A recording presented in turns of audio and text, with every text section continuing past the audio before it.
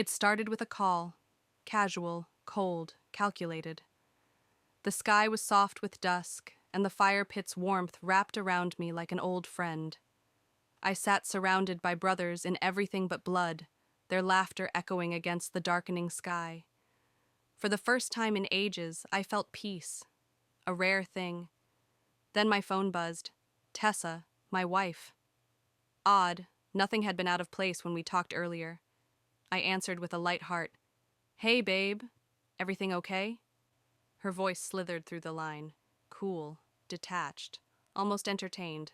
Don't babe me, she said, laced with venom dressed as confidence. Just letting you know I'm divorcing you, effective immediately.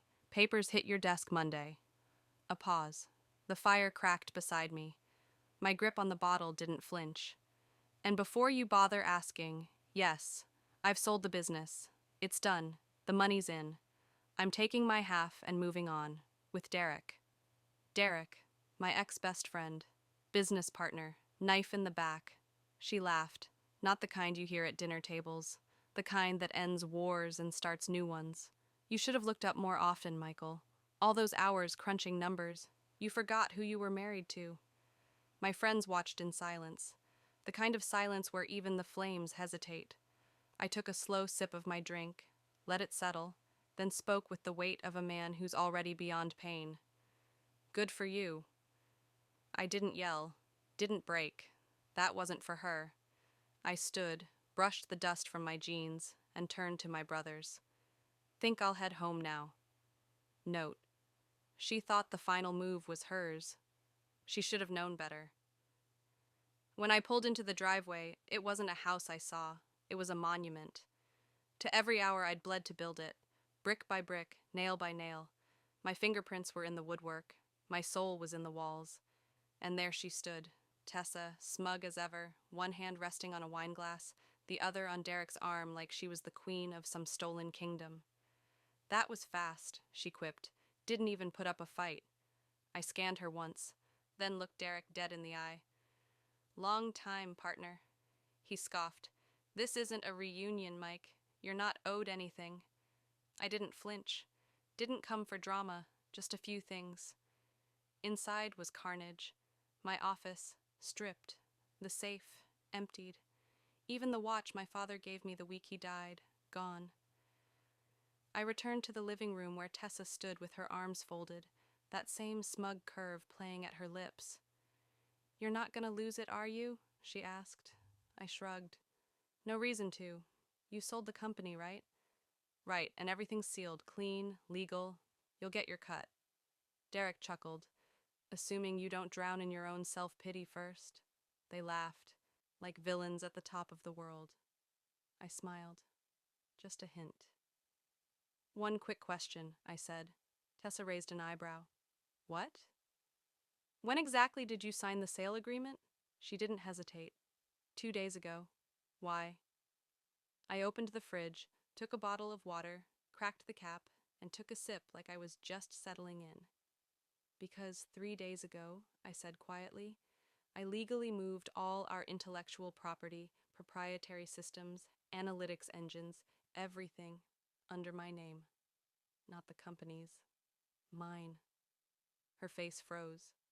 Derek shifted, suddenly uncomfortable. Bullshit, she snapped. I would have known. I reached into my coat and gently placed a document on the counter.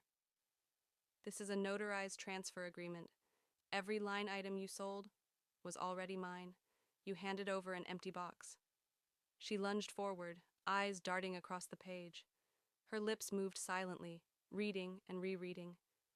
This isn't real. I tilted my head. Maybe if you'd spent less time in Derek's bed, you'd have caught it. Note. The war hadn't started at the fire pit. Note. The game changed the moment she thought I wouldn't play it. But I wasn't playing. I was building the board.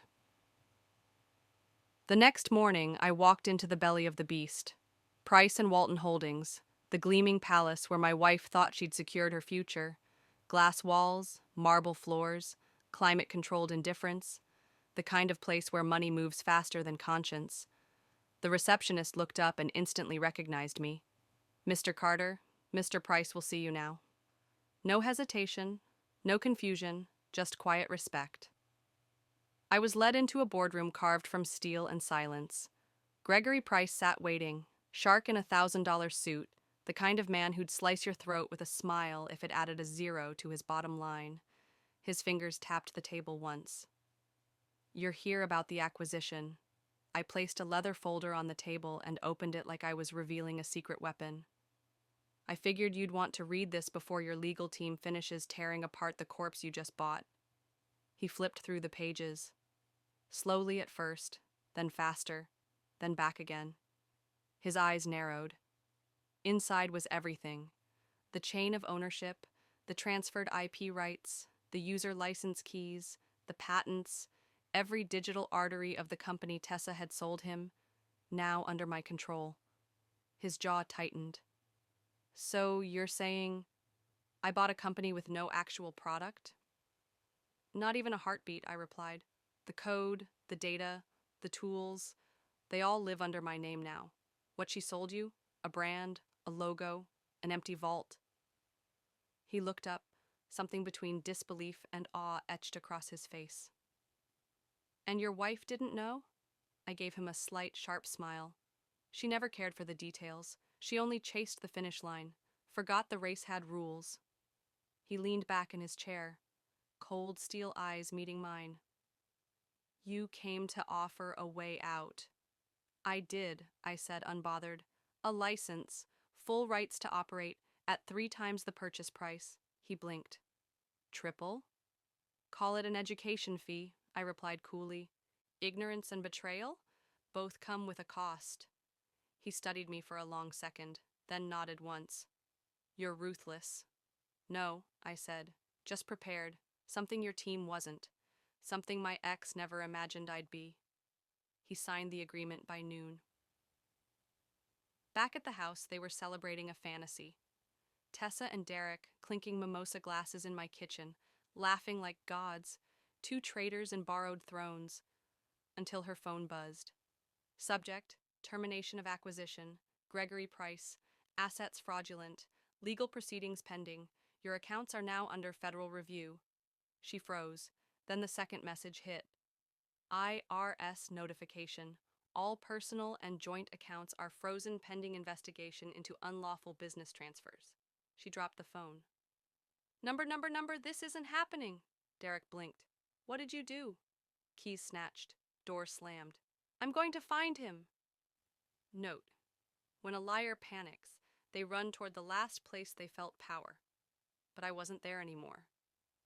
She burst into my new co-working space like a storm wrapped in regret, fists pounding against the glass like she could shatter time. "Michael, open the damn door." I didn't. Not right away. I let her rage while I calmly finished typing the final clause in Price's licensing contract. Then I stood, nodded politely to the receptionist, and pressed the unlock button. She stormed in like a woman who thought rage still held value. "You sabotaged me," she screamed. "The deal is dead. My accounts, frozen. Price's lawyers, threatening legal action. Everything is unraveling." I looked at her, truly looked. Mascara smudged, hair tangled, fury masking a growing fear. This wasn't the woman I'd married. That woman was buried under months of lies and champagne betrayal. "No, Tessa," I said. "You sabotaged yourself. I just let gravity handle the rest." Her fists clenched. Her voice cracked. "You want revenge? Fine. You got it. But give me something. My half. My share. Anything." I walked to the filing cabinet without a word, pulled a sealed envelope, and placed it in her trembling hand. "This is everything you're entitled to." She tore it open like it might save her. Inside, a signed prenup, her signature beside mine, a clause she forgot, bold and blunt in black ink. "All intellectual property, assets, and businesses developed solely or jointly by Michael Carter shall remain his exclusive property in the event of dissolution." Her face drained of color.